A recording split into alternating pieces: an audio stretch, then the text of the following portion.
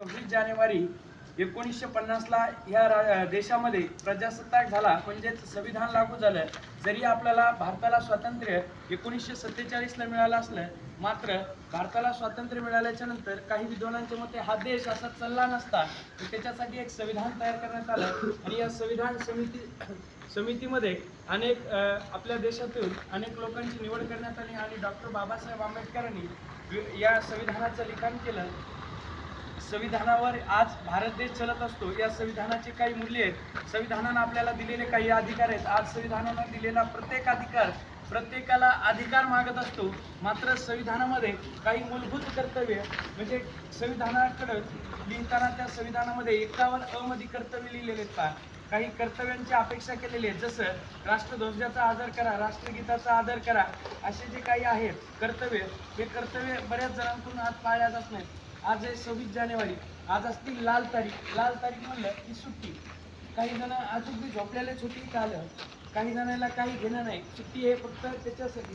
काहीचा ताण, आज dry day आहे, आज बंद असते दुकानं, पण त्याच्याशी नाही. एक आपला देश आहे, हा देश असाच अखंड राहिला पाहिजे. देशाची अखंडता आणि एकता टिकली पाहिजे. आजही आपल्या भारतीय राज्यघटनेच्या प्रस्ताविकेमध्ये काही शब्द आहेत, स्वातंत्र्य, समता, धर्मनिरपेक्ष, या एका शब्दामध्ये आजही अनेक आपल्या या देशामध्ये लोक PhD करायले. तसंच देशाच्या बाहेर सुद्धा आपण अनेक देशाच्या पाहिला असेल पुस्तकात अनेक देशाच्या राज्यघटनेचा अभ्यास करून भारताची राज्यघटना तयार केली.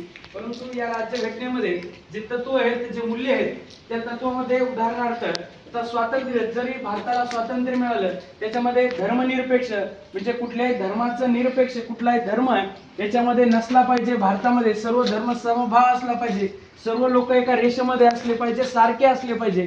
परंतु आज जर पाहिलं आपण, विशेष आपल्या महाराष्ट्रामध्ये आणि विशेष मराठवाड्यामध्ये आज जातीमध्ये भेदभाव झालाय.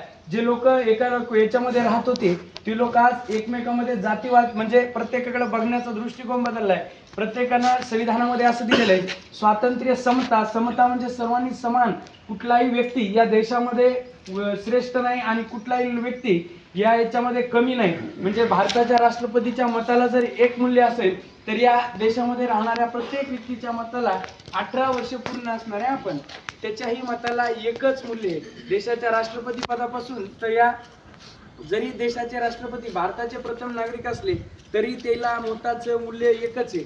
आपण जर पाहिलं, 15 ऑगस्ट म्हणजे स्वातंत्र्य दिन आणि 26 जानेवारी म्हणजेच प्रजासत्ताक दिन. आपल्या देशामध्ये जो प्रमुख ध्वज असतो दिल्लीमध्ये फडकवला जातो लाल किल्ल्यावरती, तो ध्वज कोण फडकवते 15 ऑगस्टला? देशाचे पंतप्रधान. आणि आता हे प्रजासत्ताक दिन म्हणजे 26 जानेवारी या दिवशी ध्वज कोण फडकवते? राष्ट्रपती. हा त्याच्यामध्ये फरक आहे. प्रजासत्ताक दिनी आपण या प्रजासत्ताक दिनाला संविधान लागू झालं होतं.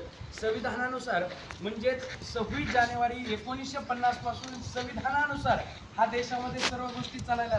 संविधानानुसार जे आपण असेल लोकशाही ही संविधानानुसार लागू झाली. म्हणजे 26 जानेवारी 1950 ला पहिल्यांदा राष्ट्रपती पद आणि पहिला ध्वज कोण फडकवला, हा आपल्याला परीक्षेला प्रश्न येऊ शकतो. पहिला ध्वज कोण फडकवला? प्रजासत्ताक दिनी जर कोण ध्वज फडकवला असेल तर कोणा?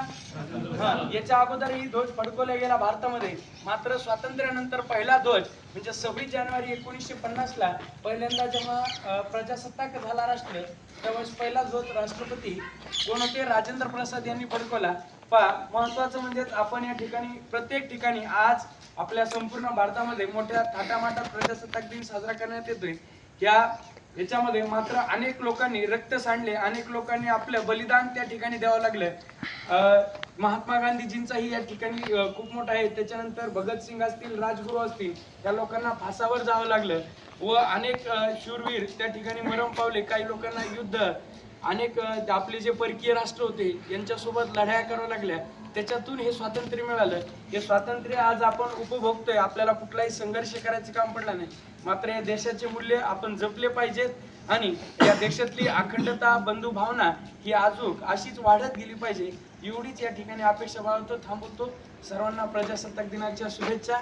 जय हिंद, जय महाराष्ट्र. धन्यवाद सर. यानंतर